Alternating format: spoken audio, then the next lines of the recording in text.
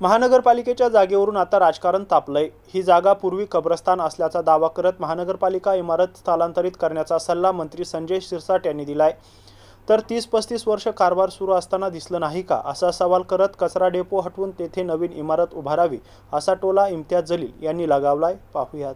भविष्यामध्ये मला असं वाटतं की ही महानगरपालिकेची एक चांगली इमारत वाढतं शहर पाहून ही इमारत पंचवटी सारख्या ठिकाणी जर भागात जर असेल एक मोठी प्रशस्त बिल्डिंग त्या ठिकाणी असेल किंवा हेडक्वार्टर टाकायची जो चांगला स्पॉट असेल तुम्ही ते डिसाईड करा। आणि हे जे भाग आहे खरं तर या महानगरपालिका ग्रहण लागण्याचं कारणच असं आहे की इथं सगळे मुद्दे काढायचे।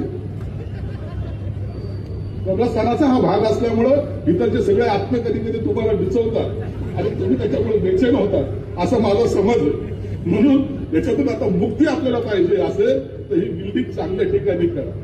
एक चांगलं शहर हे झालं पाहिजे यासाठी हे आत्म्याला सुद्धा सुटका मिळेल आणि तुम्हालाही सुटका मिळेल। म्हणून चांगली बिल्डिंग झाली पाहिजे। फंड तुम्हाला पाहिजे असेल तेवढा देण्याची ताकद आमच्यात आहे। सरकार तुमच्या पाठीशी आहे। छत्रपती संभाजीनगरची जी महानगरपालिका आहे त्या ठिकाणी अगोदर कब्रस्तान होतं, त्याच्यावरच ती महानगरपालिका स्थापन झाली। त्यामुळे त्या ठिकाणी अनेक अडचणी येतात। त्यामुळे ही महानगरपालिका आता इतरत्र हलवली पाहिजे, तेव्हा चांगले कामं होतील असं मंत्री संजय शिरसाट म्हणाले।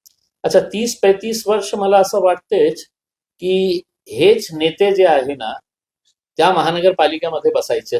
आता मोठे नेते झालेले आहे तर त्यावेळी कब्रस्तान त्यांना दिसलं नाही होतं का?